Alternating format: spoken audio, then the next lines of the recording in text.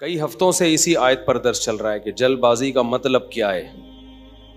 جلد بازی کا مطلب یہ ہے، اس پر میں نے کئی دفعہ بیان کیا نا پورا، کہ ہمارے سارے فیصلے اکثر جلد بازی میں ہوتے ہیں. نبی صلی اللہ علیہ وسلم کو دو صفات بہت پسند تھیں، الحلم برداشت اور سوچ سمجھ کے فیصلے کرنا. طلاقیں جلد بازی میں ہوتی ہیں، مار دھاڑ جلد بازی میں، بہت سارے کام ہمارے جلد بازی میں ہو. کسی کے بارے میں رائے جلدی قائم کر لیتے ہیں، کسی کو اچھا کہنے میں بہت جلدی کرتے ہیں، کسی کو برا کہنے میں بھی بہت جلدی کرتے ہیں. تو اسی طرح جو شخص بھی جس کی دل میں کوئی خواہش پیدا ہوئی، اس خواہش کو فوراً پوری کرنے کی کوشش کرنا، یہ بھی کیا ہے؟ جلد بازی. آپ سوچ تو لو بھائی، یہ خواہش پوری کرنے سے آپ کو فائدہ ہوگا، نقصان ہوگا، کہیں لت تو نہیں پڑ جائے گی آپ کو؟ نشہ ہے، دل چاہتا ہے، لوگ کر لیتے ہیں بھائی، اس سے تو آپ تباہ و برباد ہوتے چلے جاؤ گے. تو جو خواہشات کا غلام ہوتا ہے وہ جلد باز ہوتا ہے، اور جو مستقبل سامنے رکھ کے زندگی گزارتے ہیں ان کی طبیعت میں جلد بازی نہیں ہوتی، ہمیشہ وہ کامیاب ہوتے ہیں. تو یہاں بھی اللہ نے کیا فرمایا کہ جلد بازی کی ایک مثال اللہ نے بیان کی ہے. وہ مثال یہ ہے، اذا مسہ الشر جزوعا، جب کوئی مصیبت پہنچتی ہے نا، ہونا یہ چاہیے مصیبت میں انسان کا دل کرتا ہے ہلڑ بازی کا، ہاں ہو چیخو پکار، ادھر ادھر، ڈپریشن ہوتی ہے اس کو. تو جو دل کر رہا ہے وہ آپ کرنا شروع کر دو، اس پہ کنٹرول نہ کرو کہ بھئی اس کا کوئی فائدہ ہوگا یا نہیں ہوگا. ایسا تو نہیں کہ میرے اس ری ایکشن سے فائدے کے بجائے الٹا اور زیادہ نقصان ہو جائے. تو اللہ کہتے ہیں جلد باز آدمی کیا کرتا ہے، وہ یہ نہیں دیکھتا، وہ بس اپنی خواہش کو پوری کرنے میں لگا ہوتا ہے. غم پہنچا ہے تو اس غم کو ہلکا کرنے کے لیے جو مرضی اسے کرنا پڑے وہ کر گزرتا ہے. اس کی مثال ایسے ہے نا، آپ نے دیکھا ہوگا، ایک کہیں کوئی واقعہ ہو جائے نا، کوئی دھماکہ ہو جائے، تو جو انویسٹیگیشن کے لیے لوگ وہاں جاتے ہیں وہ کہتے ہیں ہمیں سب سے بڑی مصیبت پتہ ہے کیا ہوتی ہے؟ وہاں عوام جو احتجاج شروع کر دیتی ہے، اس سے کیا ہوتا ہے کہ وہاں جن لوگوں نے کچھ کارروائیاں کی ہیں نا، ان کے ثبوت مٹ جاتے ہیں. ہونا یہ چاہیے، پوری دنیا میں ہم نے ایک اصول دیکھا ہے، جہاں کوئی ایکسیڈنٹ ہو، کوئی واقعہ ہو نا، فوراً وہ روک دیتے ہیں، پورا ایک گھیراؤ میں لے لیتے ہیں کہ انویسٹیگیشن کرنے تو اس میں غلطی کس کی ہے تاکہ اس کو سزا ملے. ہمارے یہاں کیا ہوتا ہے کہ پتہ ہی نہیں چلتا کہ غلطی کس کی ہے. اتنا کراؤڈ اکٹھا ہو جاتا ہے، اتنی عوام دائیں بائیں آگے پیچھے، جس کو پکڑ کے پبلک کوٹنا شروع کر دے تو بس وہی مجرم ہے. یعنی جس کو پہلے تھپڑ لگ گیا نا، سمجھو وہ کیا ہے، بس اسی نے کیا ہے. بہت کچھ الٹا پلٹا ہو جاتا ہے. تو وجہ کیا ہے بھائی؟ اپنے احتجاج فوراً کر لینا کسی بھی چیز پہ، سوچے سمجھے بغیر الزام ڈال دینا کسی کے اوپر. کئی سال پرانی بات ہے، کیس ہمارے سامنے آیا کہ ایک لڑکی کے نمبر پہ کہیں کوئی مس کال آ گئی. یہ گاؤں میں واقعہ ہوا تھا. اب غیرت مند بھائی تھا، اس نے دیکھا یہ کون ہے، دیکھا کسی لڑکے کا فون ہے، پہلے سے اس لڑکی کے بارے میں کسی نے اس کا دماغ، بہن کے بارے میں دماغ بھرا ہوا تھا، ہوتے اس نے کیا کیا، اس کو گولی مار دی. اب بہت پرانا قصہ ہے تو ابھی مجھے تھوڑے سے اس کے آثار باقی رہ گئے دماغ میں، پورا قصہ مجھے یاد نہیں ہے.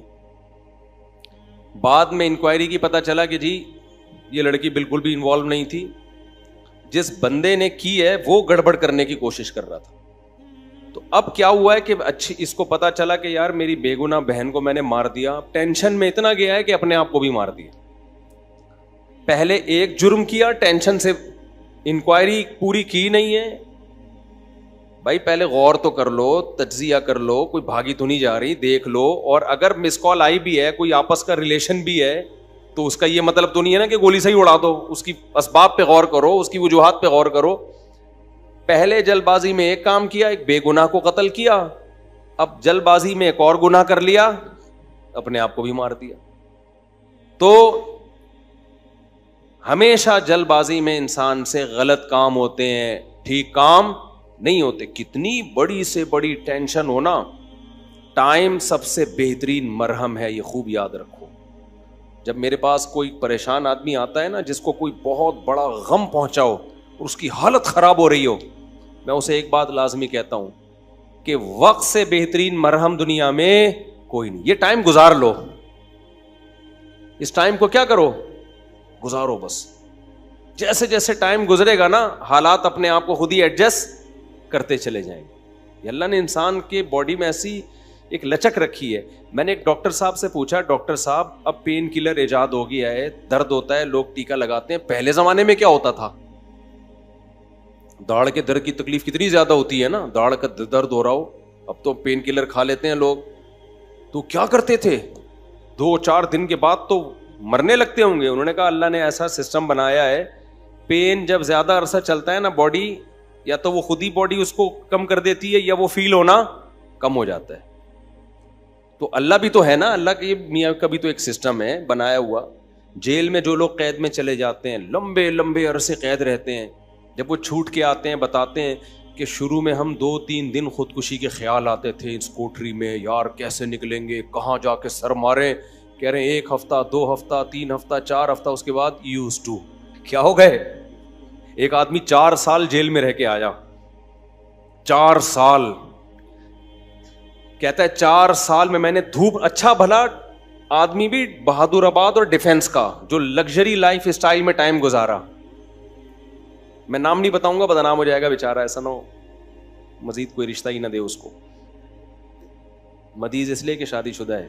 خیر اس وقت کمارا تھا وہ, تو وہ کسی شبہ میں اٹھا کے لے گئے اس کو. اچھا بھلا ڈیفینس یا بہادر آباد کا لڑکا تھا. بہادر آباد بھی اچھا ایک ایسا علاقہ ہے, لگژری لائف اسٹائل میں پلا. زیادہ ٹائم اس کا یورپ اور یعنی یورپ میں گزرا ہے. کسی شبہ میں اٹھا لیا اس کو. 4 سال اس نے دھوپ نہیں دیکھی. کہہ رہے میں جب اندر گیا ہوں نا, ایک پپو فیملی کا, برگر فیملی کا بچہ اندر گیا تو کیا حال, لیکن کچھ چیزیں سنی بھی تھیں, علماء کی تقریریں, کچھ صبر سے متعلق, کچھ ایک کہ بھائی جب مصیبت اللہ کی طرف سے آتی ہے اس میں اجر اللہ کی طرف سے. بھائی قصور تو نہیں تھا اس کا, اب یہ تو اللہ کی طرف سے مصیبت ہے. نبی صلی اللہ علیہ وسلم نے فرمایا ایک کانٹا بھی چبھتا ہے نا اس پہ بھی اجر ملتا ہے. اللہ تھوڑی غافل ہے, ہر چیز آزمائش ہے ہمارے لیے. خوب سمجھ لو, اتفاق سے کچھ بھی نہیں ہو رہا. یہ جو ہم سمجھتے ہیں نا بائی چانس ایسا ہو گیا ہے, یہ ہمیں دیکھنے میں ایسا لگ رہا ہوتا ہے, ورنہ بائی چانس کچھ بھی نہیں ہوتا. جو کچھ ہو رہا ہے اللہ کے ارادے سے ہو رہا ہے. خوشی بھی پہنچ رہی ہے اللہ کے ارادے سے, غم بھی پہنچ رہا ہے اللہ کے ارادے سے. تو نبی نے فرمایا کہ جس کو خوشی پہنچتی ہے نا مسلمان کو, کافر کو خوشی پہنچتی ہے کہتے بائی چانس, یہ ہو گئے میری لک ہے, وہ لک کہتا ہے اس کو, لک ہے. ایک دفعہ میں ایک ڈاکومنٹری دیکھ رہا تھا, یہ جو کروڑوں اسپم ہوتے ہیں نا جو ماں کے رحم میں جاتے ہیں, جن میں سے ایک کو اللہ سلیکٹ کرتے ہیں انسان بنانے کے لیے. تو ڈاکومنٹری میں کسی گورے نے لکھا ہوا تھا کہ آئی ون دس میچ, یعنی کروڑوں خربوں میں یہ میچ جیت گیا. ٹھیک ہے, او بھائی تو نہیں جیتا ہے, یہ سلیکشن کس کی ہے؟ اللہ کی ہے. وہ کہہ رہے ہیں بھی بائی چانس ہو گیا کہ میں پیدا ہو گیا. بائی چانس کوئی بھی نہیں ہوتا, سب کس کا ارادے سے ہو رہا ہے؟ اللہ کے. اللہ نے تجھے پیدا کرنے کے لیے کمبخت سلیکٹ کیا ہے, اور اللہ پھر کہہ رہے ہیں نحن خلقناکم, ہم نے تمہیں پیدا کیا, ہمارا احسان ہے, تو اب اس احسان کا بدلہ دو. تو جہاں آپ یہ کہیں گے نا اتفاق سے ایسا ہو رہا ہے, وہاں خوشی پہ اتراؤ گے بھی اور غموں پہ ٹینشن میں بھی آؤ گے. یار کیوں ہو گیا میرے ساتھ؟ اچھا ہٹلر کتنا روتا رہا تھا آخری عمر تک, تبھی پھر وہ خودکشی کر لی اس نے کہ یار 1 ہفتہ پہلے میں رشیا پہ اٹیک کر دیتا, ہاں یار کتنی بڑی غلطی ہوئی ہے مجھ سے. وہ کہتے ہیں ایک ہفتہ پہلے اٹیک کر دیتے نا تو رشیا کا نقشہ کچھ اور ہوتا. وہ 1 ہفتہ رہ گیا, پتہ نہیں پولینڈ ولینڈ کے کس کے چکر میں رہ گیا, تو وہ رشیا نے اٹیک کر کے اس کی ایسی کی تیسی کر دی. تو روتا رہتا تھا وہ. ابے روتا رہتا نہیں, تو نے جو کچھ حرکتیں کی ہیں تو اللہ نے تجھے کیا دیا اس کا بدلہ. خیر تو توبہ کر لیتا, مسلمان ہوتا تو کیا کہتا, یار اللہ کی طرف سے چپت لگ گئی ہے میرے, اب توبہ استغفار کر لو. اور توبہ ایسی خاندانی چیز ہے یار, کچھ بھی ہو جائے. ہٹلر مسلمان ہوتا, کہتا میں نے ہزاروں لاکھوں انسانوں کو قتل کر دیا, بند کمرے میں جا کے گڑ گڑا لیتا اللہ سے, معاف کر دے اللہ. دنیا کو نہیں پتا چلتا, اللہ کیا کر دیتا, معاف. لیکن چونکہ کافر تھا تو کیا ہوا ہے, اس نے قوم کا مجرم تھا وہ, اس نے کہا کیا کر سکتے ہیں, اس کو پتا تھا پبلک نہیں چھوڑے گی, تو اٹھا کر کے مارکیٹ سے اپنے آپ کو شارٹ کر. انجام بھی برا, زندگی بھی بری. مسلمان کی زندگی بری ہو, کم از کم انجام اچھا اس کے اختیار میں ہوتا ہے. یار اللہ کو منا لو, اللہ کہتا ہے 100 انسانوں کے قاتل کو بھی میں بخش دوں گا. خیر میں وہ واقعہ سنا دوں میں. تو وہ کیا ہوا ہے کہ وہ بہادر آباد کا پپو بچہ جو ہے نا, کہاں چلا گیا, جیل. اب علماء سے اس کا تعلق تھا, ماشاءاللہ داڑھی بھی رکھی ہوئی تھی اس نے, کہ یار اب یہ غم کس کی طرف سے ہوتے ہیں, اللہ کی طرف سے. تو مجھے اپنا قصہ سنا, میں نے کہا یار 4 سال میں تو دھوپ میں نا ایک دن نہ بیٹھوں, میں ڈپریشن میں جانا شروع ہو جاتا ہوں. جو بند کمروں میں لوگ سارا دن بیٹھے رہتے ہیں, پتہ نہیں کیسے. ہم نیچر سے جس کو بھی محبت ہوگی نا, وہ دھوپ نہیں چھوڑ سکتا بھائی. بکریاں مرغی انڈے نہیں چھوڑ سکتا, دھوپ نہیں چھوڑ سکتا. وہ بکریاں مرغی تو چلو زیادہ ہو گیا, لیکن دھوپ نہیں چھوڑ سکتا وہ. تو میں نے کہا 4 سال آپ کیسے بند کمرے میں رہے ہیں, اور بھی قیدی تھے. کہہ رہے میں 2-3 دن تو ٹینشن میں رہا. پھر میں نے کہا اچھا یہ بھی نہیں پتا کہ نکلیں گے کب یہاں سے. یہ پتا ہو نا, آدمی کہتا ہے چلو 4 سال میں دن گننا شروع کر دو. یہ بھی نہیں پتا نکلیں گے ہی بھی نہیں نکلیں گے. کہہ رہے میں نے کہا جو ہونا تھا وہ تو ہو گیا, اب ہم تو جیل کی دیوار توڑ کے بھاگ نہیں سکتے. تو کہہ رہے میں نے کیا کیا, پھر وہاں پر میں نے اٹھک بیٹھک اور ایکسرسائز شروع کر دی کہ بھائی ٹائم کیا کرو, پاس کرو. ٹھیک ہے.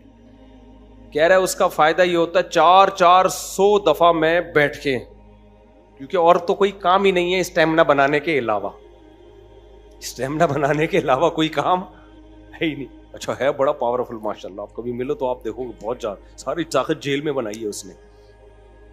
کہہ رہا ہے میں بیٹھ کے لگاتا تھا ان 4 پھر ڈپس لگاتا تھا, پتہ نہیں کتنے ڈپس لگا لیتا تھا, ایکسرسائز کرتا تھا. کہہ رہا ہے اس کا فائدہ یہ ہوتا تھا اتنا تھک جاتا تھا کہ مجھے نیند خاندانی آتی تھی. ظاہر ہے نیند تو 20 بیماری کا علاج ہے. ڈپریشن ختم کرنے کا سب سے بہترین ذریعہ ہی گہری نیند ہے. ڈاکٹر ڈپریشن کے مریضوں کو کیا دیتے ہیں, نیند کی گولیاں دیتے ہیں کہ سوتا رہے بس, پتہ ہی نہ چلے پی ٹی آئی آ رہی ہے کہ جے یو آئی آ رہی ہے کہ مسلم لیگ آ رہے ہیں, کہ یہ ٹینشن ہی ختم, اسٹیبلشمنٹ کیا کر رہی ہے چھوڑو. تو کہہ رہے ہیں میرے ساتھ جو قیدی تھے نا وہ بہت سے اس میں پاگل ہو گئے, کیونکہ بیٹھے رہتے تھے, سوچتے رہتے تھے ہر وقت دماغ میں نا کیا یہاں سے نکلیں کیسے. حالانکہ بہت سے جرم کر کے آئے ہوئے تھے, ٹھیک ہے, ان کا تو بنتا تھا. تو کہہ رہے 4 سال کے بعد رہائی کا فیصلہ ہوا. کہہ رہے ہم جب باہر نکلے تو پھر دنیا جنت لگی. پھر اب اس نے 4 شادیاں استغفر اللہ کی ہیں. تو خیر کی ہیں, واقعی 4 کی ہیں. کہہ رہے اس سے مجھے پاور کیا ملی. کہہ رہے ہم تو مجرم تھے نہیں, ہم جب باہر آئے نا ہم نے کہا اچھا یہ ہوتا ہے, ٹوٹل سزا کیا ہے, کچھ بھی کر لو یہ ہے. تو کہہ رہے میرے اندر اتنا اسٹیمنا پیدا ہو گیا دنیا میں کچھ کر گزرنے کا. آپ کو پتا ہے جیل ہمارے مجرم بناتے ہیں, جیل میں جا کے نا اسٹیمنا بڑھ جاتا ہے مجرم کا, سمجھ رہے ہو. ایک تو اس کو یہ پتا ہوتا ہے آئندہ اس طرح سے کام کرو گے تو پکڑے ہی نہیں جاؤ گے, اس طرح سے کیا تھا تو پکڑا گیا تھا نا, اب یہ والی غلطی نہیں کرنی. تو اس لیے شریعت میں جیل کی سزا نہیں ہے, شریعت میں ہے کہ اسی وقت نمٹا دو. چوری کی ہاتھ کاٹو, چلو بھائی نکل پتلی گلی سے, شاباش. ہم کیا کرتے ہیں چوری کی جیل, تو کہتا ہے یار اس دن وہ CCTV کیمرہ دیکھنا بھول گیا تھا میں, آئندہ تھوڑا خیال کروں گا. پھر وہاں سارے چور ہی بیٹھے ہوتے ہیں, کوئی نیک آدمی تو آیا نہیں ہوتا جیل میں. تو چور آپس میں ان کی کیا ڈسکشن ہوگی, وہ تہجد کی باتیں تھوڑی کریں گے. وہ ابھی تو نے کیا کرتا ہے, وہ میں نے اتنے بندے مار دیے, آپس میں ان کا گینگ بنتا ہے. پھر آپس میں نمبر ایک دوسرے کے ساتھ وہ شیئر کرتے ہیں کہ جب باہر نکلیں گے تو پھر دیکھتے ہیں ہم. اور 4 سال میں 10 سال میں کیا کچھ ہوتا ہی نہیں ہے, تو کچھ کرنے کی صلاحیت ان میں ویسے ہی ختم. وہاں جا کے کوئی یہ تھوڑی کہ وہ ماسٹرز کر رہے تھے یا PhD کے اسکالر بن کے باہر آئے, یا کوئی انجینئرنگ مکمل کر لی اب باہر جاب ملے گی. 4 سال 8 سال زندگی بہترین ان کے ویسے ہی برباد ہو گئے. اب ان کے پاس کمانے کے لیے چپل چوری کے علاوہ اور کوئی راستہ ہوتا نہیں ہے, یا باقی چوریاں ڈکیتیوں کے علاوہ کوئی راستہ ہی نہیں ہوتا ان کے پاس. تو نظام اتنا گندا ہے, اس لیے اسلام نے سزا رکھی ہے, اس میں ادھار نہیں رکھا. قصاص ہے, ثابت ہو گیا کہ بھائی اس نے بندہ مارا ہے, فوراً پکڑ کے وارثوں کے حوالے کیا جائے گا, بھائی تمہارا باپ مارا ہے, تم بتاؤ کیا کرنا ہے. اب وہ فیصلے میں دیر کر رہے ہیں تو اس دوران جیل میں بند کیا جائے, بھاگ نہ جائے. جیل میں اس کو تمام سہولتیں دی جائیں گی, بھائی یہ بندہ ہے بھاگے گا نہیں, جلدی 1 ہفتہ ہے آپ کے پاس, فیصلہ کرو, گردن اڑانی ہے یا اس سے بارگیننگ کرنی ہے. تو بارگیننگ میں جو ٹائم لگ رہا ہے اس دوران جیل میں رہے ایک الگ بات ہے. ایک آدھ ہفتہ سعودی عرب میں ایسا ہی ہوتا تھا, آپ کا پتہ نہیں کیا ہو رہا ہے, قصاص. اب ایک ہفتہ اس کے بعد سر قلم کرنا ہے, چلو بھائی اڑا دو سر اس کا. سر نہیں قلم کرنا, پیسے لے کے چھوڑنا ہے, پیسے لے بھائی, اور جو بھی رہن کے طور پر اس کی پراپرٹی رکھوائی, چل بھائی نکل, ختم. ہماری عدالتوں پہ بوجھ کتنا ہے دیکھو, 20-20 سال پرانی فائلیں جج کے پاس پڑی ہوئی ہوتی ہیں. اسلام میں قصاص ہے. دانت توڑ دیے, ٹائم نہیں ہے بھائی, کون سا والا دانت توڑا, یہ والا, اب بتا دانت توڑنا ہے اس کا. دیکھو نبی صلی اللہ علیہ وسلم کی خدمت میں کتنا زبردست واقعہ ہے. حدیث میں آتا ہے حضرت انس رضی اللہ تعالی عنہ کی جو پھپھی تھی نا, کس کی؟ حضرت انس ابن مالک کی پھپھی. حضرت انس نبی کے خادم تھے. ان پھپھی نے اپنی باندی کو مکہ مارا یا تھپڑ مارا تو وہ باندی کا دانت ٹوٹ گیا. جو لونڈی تھی نا باندی, اس کا دانت ٹوٹ گیا. صحیح ہے نا. تو نبی کے پاس کیس آیا تو آپ نے فرمایا اللہ کی کتاب کے مطابق فیصلہ کروں گا. تو کتاب اللہ تو یہی کہتی ہے دانت کے بدلے دانت. تو اب بڑے مسئلہ ہو گیا کہ بھائی یہ تو اتنے خاندانی لوگ ہیں, اور باندی یہ تو لونڈی ہے, لونڈی کا دانت ٹوٹ گیا, ملازم کو تھپڑ مارا دانت ٹوٹ گیا, تو اب سیٹھ صاحب کا بھی دانت توڑا جائے کیا؟ گوروں کے ایسا کوئی قانون نہیں ہے. اسلام میں کہ بھائی دونوں انسان ہیں تو دونوں کے دانت کی سیم ویلیو ہے. تو نبی نے فیصلہ کیا دانت کے بدلے دانت توڑا جائے گا. یہ بھی نہیں دیکھا کہ انس بن مالک میرے شاگرد ہیں, 10 سال میری خدمت کی ہے, تو اتنی خدمت گزار ہیں, تو ان کی پھپھی کے ساتھ میں رعایت کروں. فرمایا نہیں, میں فیصلہ کروں گا کتاب اللہ کے مطابق. تو کتاب اللہ میں کیا تھا؟ دانت. اچھا باندی کو یہ توقع نہیں تھی کہ میری جو مولا ہے, آقا ہے, اس کے دانت توڑے جائیں گے. ان لوگوں کو یہ توقع نہیں تھی. تو جب نبی نے فیصلہ کیا نا تو پھر انہوں نے پھر معاف کر دیا کہ بھائی, انہوں نے کہا کہ یہ تو ہماری مولا ہے, مالکن ہے, میں اس کا دانت کیسے توڑ سکتی ہوں. تو پھر انہوں نے خود ہی معاف کر دیا. تو پھر نبی نے, کیونکہ اس کو حق ہے, تو کیس 2 منٹ میں کیا ہو گیا؟ ختم. اگر انگریز کی حکومت ہوتی یا ہماری پاکستانی حکومت ہوتی, اب تک چل رہا ہوتا وہ کیس. دونوں مر چکے ہوتے, دونوں قبروں میں جا چکے ہوتے, ابھی تک ان کے دانت کے کیس کی فائلیں بولو موجود ہوتی, اور پوسٹ مارٹم ہو رہا ہوتا کون سا والا دانت ٹوٹا تھا, ہلا تھا یا ٹوٹا تھا, ان کے مکے سے ٹوٹا. ایسا گندا غلیظ نظام ہمارے اوپر مسلط ہے. اس میں انصاف کے علاوہ سب کچھ ملے گا آپ کو. تو اسلام نے کیش سزائے رکھی ہے, ٹھک ٹھک ٹھک کر کے, کہ بھائی تھپڑ کے بدلے میں کیا ہے؟ تھپڑ. تو قصاص کا نظام رکھا ہوا ہے اللہ میاں نے بڑا زبردست. وَكَتَبْنَا عَلَيْهِمْ فِيهَا أَنَّ النَّفْسَ بِالنَّفْسِ وَالْعَيْنَ بِالْعَيْنِ وَالْأَنْفَ بِالْأَنْفِ وَالْأُذُنَ بِالْأُذُنِ وَالسِّنَّ بِالسِّنِّ وَالْجُرُوحَ قِصَاص. کیا زبردست آیت ہے. اللہ فرماتے ہیں ہم نے لکھ دیا ہے, آنکھ کے بدلے آنکھ. کسی نے تمہاری آنکھ پھوڑی ہے, تم کورٹ میں جاؤ گے, جی اس نے آنکھ پھوڑی ہے, یہ ثابت کرو گے, دلائل سے ثابت کر دیا, کورٹ کہے گی تو بھی پھوڑ دے اس کی یہ والی آنکھ. البتہ یہ کام ڈاکٹر سے لیا جائے گا, ویسا نہ ہو پھوڑنے پھاڑنے میں کچھ اور ہی نہ پھوڑ پھاڑ دے, اتنا لمبا چھورا مارے کہ پیچھے سے ہی نکال دے. تو اس میں ماہرین سے مدد تو لی جائے گی, لیکن یہ ہوگا بھائی آنکھ ضائع کی ہے تو تمہاری بھی آنکھ ضائع کی جائے گی. دانت توڑا ہے, سن بسنی, دانت کے بدلے دانت. سمجھ رہے ہو؟ تو یہ پوری قرآن نے ڈیٹیل بیان کی ہے. یہ ہوتا ہے انصاف. اٹ از کالڈ انصاف. اس میں جس نے جرم کیا شراب پی کے آیا تھا یا بغیر شراب کے کیا ہے, اس سے کوئی فرق نہیں پڑتا. یورپ امریکہ میں ہوتا ہے پی کے آپ نے دانت توڑ دیا تو کہتے ہیں سزا ہلکی ہے, کیونکہ آپ پیے ہوئے تھے, آپ کو ایکچولی پتہ نہیں تھا کہ میں کیا کر رہا ہوں. اسلام کہتا ہے پینا یہ آپ کا ہیڈ ایک ہے, جو جرم پینے کے بعد ہوگا آپ کو اس کی پوری پوری سزا ملے گی. تبھی اسلام میں احناف کا یہ موقف ہے کہ شراب پی کے طلاق دے دی تو ہو جائے گی. آپ یہ نہیں کہہ سکتے کہ میں نشے میں تھا, ہو جائے گی طلاق. کسی حدیث سے نہیں ہمیں پتہ چلتا کہ نشے میں طلاق واقع نہیں ہوتی, خوب سمجھ لو. تو اگر شراب کسی نے خود پی ہے تو وہ اس کا ایسا نہیں ہے کہ اپنے تصرفات اس کے کالعدم ہوں گے. تو بندہ مارے گا, شراب پی کے بندہ قتل کر دیا نا تو شرابی سے قصاص لیا جائے گا. حالانکہ قصاص تو ایسی چیز ہے جو شبہے سے بھی ساقط ہو جاتی ہے. سمجھ رہے ہو؟ دیکھو ایک مثال دیتا ہوں. آپ نے ڈنڈا گھمایا, کسی کے سر پھوڑ دیا, وہ مر گیا, تو قصاص نہیں ہے, آپ کو قتل نہیں کیا جائے گا, دیت دی جائے گی. وجہ اس کی یہ کہ اس میں اس بات کا امکان تھا کہ ہو سکتا ہے یہ قتل نہ کرنا چاہ رہا ہو, غلطی سے بندہ مر گیا ہو. جیسے موسیٰ علیہ السلام نے تھپڑ لگایا تھا قتل کرنے کی نیت سے تھوڑی, تو وہ بندہ ہی مر گیا. اب اس میں قصاص تھوڑی ہے بھائی, ہم نے جان کے تھوڑی مارا ہے. تو ڈنڈے میں اس بات کا امکان ہوتا ہے کہ بھائی ویسے ہی پتھر مار رہا ہو تو قتل کی ارادہ نہ ہو. آلہ جارحہ جسے کہتے ہیں نا, جو قتل ہی کے لیے بنے, بندوق ہے, چاقو ہے, اس سے کوئی مارے گا تو قصاص ہے. سمجھتے ہو کہ نہیں سمجھتے؟ ہاں, ڈنڈے سے کسی نے مارا اور دلائل سے پتا چل گیا کہ اس کی نیت ہی قتل کرنے کی تھی, وہ ایک الگ بات ہے. لیکن نارملی جو ہے نا, جب قتل کے لیے آلہ جارحہ کا ہونا ضروری ہے. اب مسئلہ یہ ہے, میں بات ہی پتہ نہیں بھول گیا جو بتانا چاہ رہا تھا. یہ میں نے ڈنڈے والی مثال کیوں دی ہے؟ ہاں دیکھو, میں بتانے کا مقصد یہ تھا کہ ذرا سا بھی شبہ آ جائے نا کہ پتہ نہیں اس کی نیت قتل کی تھی یا نہیں تھی, تو اس کا فائدہ کس کو ہوگا؟ قاتل کو.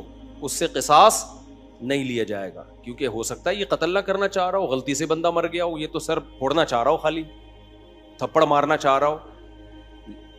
لیکن شراب پی کے کسی نے بندہ مار دیا نا چاقو سے یا بندوق سے, یہاں شریعت قاتل کو فیور نہیں دیتی. حالانکہ زیادہ فیور بنتا ہے, یار اس کی نیت تھوڑی تھی, تو پی کے ٹہل رہا تھا. تو احناف یہی کہتے ہیں, امام حنیفہ, کہ جب قاتل کو شراب کے بعد اتنا سا فیور نہیں دیا جا رہا, حالانکہ اس کا دماغ کام نہیں کر رہا, تو طلاق تو قصاص سے کم درجے کی چیز ہے. اس میں اگر کوئی پی کے طلاق دے گا نا تو ہو جائے گی. سمجھتے ہو؟ کیونکہ اس کے اس جرم کو فیور نہیں دیا جائے گا اس پہ, کیونکہ پی کیوں تو نے. وہ کہہ سکتا ہے نا, میں تو پی ہوئی تھی تو مجھے کیا پتا, پینے سے پہلے تو تجھے پتا تھا نا, پینے کے بعد کچھ بھی ہو سکتا ہے, بندہ بھی مر سکتا ہے, بیوی کو ڈیورس بھی ہو سکتی ہے. یا ایک مشہور سوال ہے کہ پی اس نے, سزا بیوی کو کیوں دے رہے ہو؟ تو طلاق میں شریعت نے مرد کے تصرف کا اعتبار کیا ہے, اس میں عورت کی پوزیشن کو نہیں دیکھا ہے کہ وہ مظلوم تھی یا ظالم تھی. مرد کی, کیونکہ طلاق کہتے ہیں مرد کی ملکیت سے چیز کا نکلنا, اس میں شریعت نے یہ سمجھا نقصان مرد کا زیادہ ہو رہا ہے. سمجھتے ہو کہ نہیں سمجھتے ہو؟ تو اب یہاں پر بھی یہی ہے کہ اگر کوئی بلا وجہ بیوی کو طلاق دے دے تو بھی تو عورت کا کیا قصور ہے, لیکن پھر بھی ہو جائے گی. تو ہم کہتے ہیں شراب پی کے دے رہا ہے تو بطریق اولا ہوگی. تو آج کل بہت زیادہ ہو رہا ہے, اور پھر لوگ فتوے دائیں بائیں سے لے آتے ہیں کہ جی وہ فلاں نے, سعودیہ کے مفتی نے فتویٰ دیا ہے طلاق نہیں ہوئی چونکہ پی ہوئی تھی, فلاں نے فتویٰ دیا. آج کیا ہوا ہے, ایک آدمی نے کھڑے کھڑے بیوی کو 6 طلاقیں دی ہیں, سب نے یہاں کے مدارس نے فتویٰ دیا, طلاقیں ہو گئی ہیں. سعودیہ کے کسی مفتی سے لائیو ویڈیو کال پہ بات کی, اس مفتی نے بولا کہ میں کسی فقہ شقہ کو نہیں مانتا, کوئی طلاق نہیں ہے. تو میں نے کہا یہی اس کے جاہل ہونے کی دلیل ہے کہ 1400 سال سے جو اسلامی قانون مرتب ہوا آ رہا ہے, اس جاہل آدمی کو وہ پتہ نہیں ہے, اور یہ اٹھ کے آیا ہے اسلام سکھانے کے لیے. تو یہ جو کہتے ہیں نا فقہ شقہ نہیں مانتا, اس کا مطلب ہوتا ہے سارے گھاس کھا رہے تھے, ہم اکیلے آئے ہیں دنیا میں جو اب قرآن و سنت کو ہم نے سمجھا ہے. خیر, تو کہاں سے کہاں بات چلی گئی, بہت اسپیڈ مار رہا ہوں آج میں. ہاں, بہادر آباد سے پھر وہ جیل سے نکلے. ہاں, تو یہ میں عرض کر رہا تھا کہ اسلام کا نظام کتنا بہتر ہے یار. زنا کیا ہے 100 کوڑے مارو, چھوڑ دو بس اس کو, پھر ملامت نہ کرو اس کو. شادی شدہ نے زنا کیا, رجم کرو, قصہ ختم, چلو بھائی. کمارے نے زنا کیا, 100 کوڑے دونوں کو چترال لگاؤ اور چھوڑ دو ان کو. کسی نے زنا کی غلط تہمت لگا دی, 80 کوڑے لگاؤ, چھوڑ دو, چل بھائی. کیس نہیں ہے لمبے لمبے, سمجھتے ہو کہ نہیں سمجھتے ہو؟ تو لمبے لمبے کیس نہیں ہیں. تو ہمارے یہاں تو بہت ہی گندا نظام چل رہا ہے یار, اللہ بچا کے رکھیے, جیلوں سے اللہ بچائے. جیلوں میں خارش کی بیماریاں لگتی ہیں, پتہ ہے آپ, ایک دوسرے کی پھوڑے پھنسیاں ٹرانسفر ہو رہے ہوتے ہیں. گندگی کا ایک نظام ہے, بہت ہی گندا نظام ہے جیلوں کا. تو وہ صاحب جیل میں 4 سال جب کاٹ کر آئے تو کہہ رہے ہیں میں اتنا کانفیڈنس پیدا ہو گیا, لیکن چونکہ بندہ 2 نمبر نہیں تھا, جب 2 نمبر نہیں تھا تو برائیوں کی طرف نہیں گیا, اچھائیوں میں کانفیڈنس پیدا ہو گیا. تو اچھائی آپ کو پتا ہے, جس نے میرے بیان سنے ہو ایک اچھائی تو اس کو پتہ ہی ہوتی ہے کہ شادیاں میں نے 4 کرنی ہے. تو کہہ رہا ہے میں جیل سے باہر نکلا نا, بیانات میرے سنے میں تھے, تو کہتا ہے میں نے سوچا کہ اب کسی کا باپ میرے کو روک کے دکھائے 4 شادیوں سے, کیونکہ اتنی ٹینشن جیل میں, کہہ رہے میں نے اٹھا لی ہے کہ اب ٹینشن میرے لیے مسئلہ نہیں, کیونکہ دوسری میں آدمی ٹینشن کی وجہ سے نہیں کرتا نا, کہہ رہے ٹینشن کی ایسی کی تیسی. دیکھو اس نے صبر کیا نا, تو یہ جیل اس کے حق میں کیا ہو گیا, مفید. اگر صبر نہ کرتا, جلد بازی والا کام کرتا, جیل میں بیٹھا رہتا, یہ کیا ہو رہا ہے میرے ساتھ, میں نے تو کوئی ایسا گناہ نہیں کیا, اللہ کو میں ہی ملا تھا. کبھی حکومت کو گالیاں دیتا, کبھی پولیس کو گالیاں دیتا, کبھی فوج کو گالیاں دیتا, کبھی عمران خان کو, کبھی مسلم لیگ کو, کبھی کس کو, ان پہ کچھ بھی اثر جو بھی نہیں رینگتی ان کے اوپر. کیا خیال ہے؟ ان پہ چوب بھی نہیں رہیں گے, کسی پہ کچھ بھی نہیں ہونا تھا. اور اللہ کو بھی ایسے لوگ اعتراض کرنا شروع کر دیتے ہیں. اس نے یہ بولا بھائی میرے بس میں جو ہے میں وہ کروں گا, جو میرے بس میں نہیں ہے وہ میں نہیں کر سکتا. آج ایک بندہ آیا نا, بہت بیچارہ پریشان تھا, اللہ اس کی پریشانی دور کرے. گھر میں بیوی کا جھگڑا چل رہا تھا, بیوی چلی گئی, فلانا ہو گیا, ڈمکانا ہو گیا, بہت مسائل. میں نے اس کو ایک اصولی بات کی, میں نے کہا جو تمہارے بس میں ہے وہ چھوڑو نہیں, جو تمہارے اختیار میں نہیں ہے اس کی فکر چھوڑ دو. کہہ رہے میں نے ابا کو ہر طرح سے منا لیا, ابا ٹھیک ہی نہیں ہو رہے. تو میں نے کہا ٹھیک کرنے کی فکر چھوڑ دو. کیا خیال ہے بھائی؟ ابا کو راضی کرنے کی فکر کر رہا ہوں, ابا مجھ سے راضی نہیں ہو رہے. میں نے کہا اپنا ایٹیٹیوڈ ابا کے ساتھ ٹھیک کر لو, توبہ معافی مانگ لو ابا سے, سوری کر لو اگر کوئی غلطی ہوئی ہے, اور ابا کو کے ساتھ معاملہ ٹھیک کر لو, دیکھ لو یہ کس چیز سے خوش ہوتے ہیں, وہ کام. کہہ رہے یہ بھی کر کے دیکھ لیا پھر بھی خوش نہیں ہو رہے. میں نے کہا پھر ٹینشن لینے کا نہیں, اس سے زیادہ کیا مکلف نہیں ہے بھائی. جو کر سکتے ہو وہ کرو, جو نہیں کر سکتے اس کی ٹینشن مت لو. یہ کیسز بہت آتے ہیں میرے پاس کہ بیوی بھاگ گئی, حقوق بھی بندہ ادا کر رہا ہے, پھر بھی کوئی آشنا مل گیا اس کو, چلی گئی, نہیں آ رہی, بچوں سے نہیں ملنے دے رہی. تو میں ان سے کہتا ہوں بھائی اگر آپ کے حقوق نہیں ادا کر رہے تھے تو بیوی سے معافی مانگو, جا کے سالوں سے معافی مانگو, ان کو بولو بھائی میں حقوق ادا کروں گا, ہر طرح سے ان کو آپ قائل کرو. اور اگر آپ کی غلطی نہیں ہے, بیوی کی غلطی ہے, تو دو ہی ہے, یا تو پیار سے یا بدماشی سے, کوئی تیسرا راستہ ہے؟ میں نے کہا پیار کا طریقہ یہ, جاؤ محبت سے سمجھاؤ, اگرچہ آپ کی غلطی نہیں ہے اس کی غلطی ہے, پھر بھی بعض دفعہ انسان جھک جاتا ہے کہ چلو یار گھر بسانے کے لیے کمپرومائز کرو. تو پھر جب وہ کہتے ہیں نا میں نے ہر طرح سے 1 سال ہو گیا محبت سے سمجھا کے دیکھ لیا, پھر میں کہتا ہوں اب ایک راستہ ہے بدماشی کا. کون سا راستہ ہے؟ بدماشی. تو جاؤ بدماشی کر سکتے ہو, بیوی اٹھا کے لے آؤ, سمجھ رہے ہو, جاؤ سسرال پہ بولو ایسی کی تیسی نکالو میری بیوی ہے. کہہ رہے یہ نہیں کر سکتا. میں نے کہا پھر چھوڑ دو, لعنت بھیجو. پھر بدماشی کے لیے پاور بھی تو ہونا, ایسا نہ ہو بدماشی کے لیے گئے اور 4 سالے لمبے لمبے نکل کے آئے, انہوں نے تمہارے ہاتھ پاؤں توڑ کے شاپر میں ڈال کے بھیج دی کہ جا گھٹنا جڑوا جا کے اب تو اپنا. تو میں نے کہا بدماشی کی طاقت ہے. اچھا مجھے آواز سے بھی پتا چل جاتا ہے کہ اس میں بدماشی کی طاقت ہے یا نہیں ہے. بندہ بات کر رہا ہوتا ہے نا, مجھے اندازہ ہو جاتا ہے کہ اس آواز بھی بدماشوں والی ہونی چاہیے. ایسا نہ ہو کہ آپ چیخے تو کھانسی آ گئی آپ کو, سسرال جا کے چیخ رہا نکال پھر کھانس رہا ہے, اس سے پھر وہ فائدہ نہیں ہوتا اور ہو جاتے ہیں. اور پھر جب بدماشی کی ہے نا اس پہ قائم رہو, پھر یہ نہیں ہوتا. میں نے ایک ہمارے پٹھان دوست کا واقعہ سنایا تھا نا, بلا وجہ اس کی بیوی کو ان کی اماں ساس گھر میں بٹھا لیتی تھی. پرانا واقعہ, ہمارے پٹھان بھی ہیں ماشاءاللہ لمبے تڑنگے بہت. بلا وجہ میرے پاس بھی کیس آتا. ایک دن وہ گئے جا کے گھر میں گھسے, بولا ساس سے بولا دے میری بیوی کو, کیوں آگے بیٹھی ہوئی ہے یہاں پہ, حقوق ادا کر رہے تھے وہ. ایسے ہی جا کے بدماشی کی ہے نا, وہ بےچارے کانپنے لگے. انہوں نے بولا لے جا بھائی یہاں ایسا نہ ہو کوئی بندہ نہ کچھ مر جائے یہاں پہ. حالانکہ اس نے کوئی قتل کی دھمکی نہیں دی. تو لے آئے, ماشاءاللہ 4-5 سال ہو گئے, ہنسی خوشی زندگی گزر رہی ہے. تو بعض مسئلے حل کس سے ہوتے ہیں؟ بدماشی سے حل ہوتے ہیں, جو صحیح طریقے سے حقوق نہیں ادا کر رہے. اسی طرح داماد بھی بدماشی سے بعض دفعہ قابو میں آتا ہے. صرف یہ بیوی کا معاملہ نہیں ہے, تو داماد صحیح طرح حقوق ادا نہیں کر رہا ہوتا, تو وہاں بھی میں کہتا ہوں یار یا تو بدماشی کرو, محبت سے پہلے سمجھاؤ, نہیں آ رہا بدماشی سے نہیں ہو رہا, تو پھر تمہارے پاس ایک ہی راستہ ہے, علیحدگی لو اس سے, سمجھتے ہو, یا پھر کمپرومائز کرو, اسی طرح ظلم سہتے رہو بیٹھ کے. تو مشہور ہے کہ گھی اگر سیدھی انگلی سے نہ نکلے تو کیسے نکالنا پڑتا ہے؟ ٹیڑھی انگلی سے نکالنا پڑتا ہے, سمجھتے ہو. تو اس کے بڑے بین الاقوامی سطح پہ بھی یہی اصول ہے, ٹھیک ہے نا. بین الاقوامی ملکوں کی جنگوں میں بھی یہی اصول ہے کہ ہر جگہ محبت نہیں چلتی ہے, ہر جگہ آپ میں اگر طاقت ہے تو پھر آپ کو بدماشی دکھانی پڑتی ہے. تو وہاں بھی میں یہ لوگوں سے یہ کہتا ہوں بھائی گھریلو جھگڑا چل رہا ہے, جو آپ کے اختیار میں ہے وہ کرو, جب نہیں ہو پا رہا نا اس کا مطلب آپ معاملہ آپ کے اختیار سے باہر ہے. پھر یہ دیکھو, یہ مت دیکھو کون صحیح ہے کون غلط ہے, اس بحث میں پڑھنے کا فائدہ کیا ہے؟ لوگ آ کے مجھے کہہ رہے تھے میری بیوی غلط ہے. میں کہتا ہوں یار غلط ہے صحیح ہے, تو کر کیا سکتا ہے؟ کر کیا سکتا ہے تو؟ اب اس بحث میں پڑھنے کا فائدہ کیا کہ غلط ہے یا صحیح ہے؟ جب آپ کچھ کر نہیں سکتے تو لعنت بھیجو، دفع کرو یار، مٹی پاؤ، پھر کیا کرو؟ میں نے کہا ایک اور شادی کرو بس۔ کہنے کوئی رشتہ نہیں دے گا، میں نے کہا تلاش کرتے رہو، کیونکہ رشتہ تلاش کرنا آپ کے اختیار میں ہے، کسی کو قائل کر کے اس سے زبردستی چھین لینا آپ کے اختیار میں نہیں ہے۔ تو بس گزارا چلاؤ ایسے ہی، اس وقت تک کمارے چھڑے چھاٹ رہو۔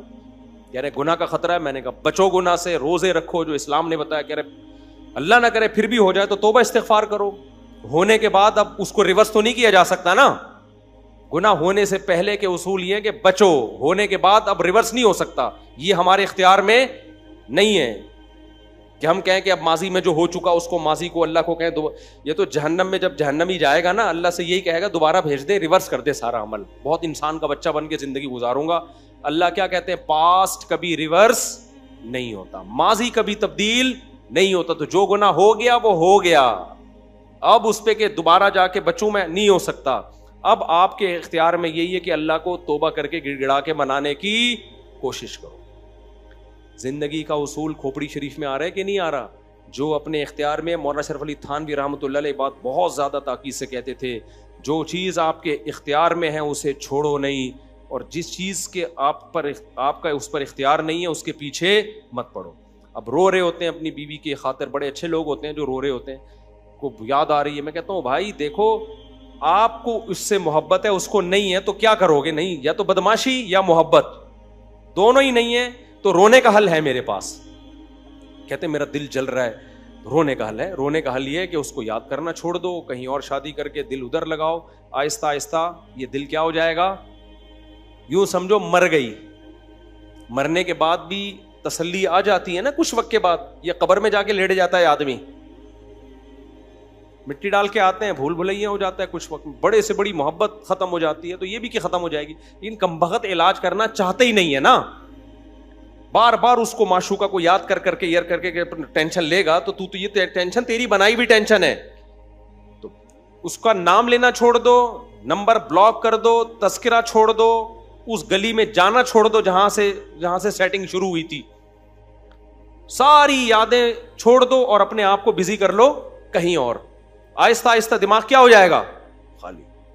1 سال لگے گا، 1.5 سال لگے گا، 2 سال لگے گا، اور اگر اس کی محبت ختم نہ بھی ہوئی نا، تو یہ جو جذبات ہیں یہ ختم ہو جائیں گے، تھوڑی سی رہ جائے گی، وہ نقصان نہیں دیتی، وہ غیر اختیاری ہے۔ سمجھتے ہو کہ نہیں سمجھتے ہو؟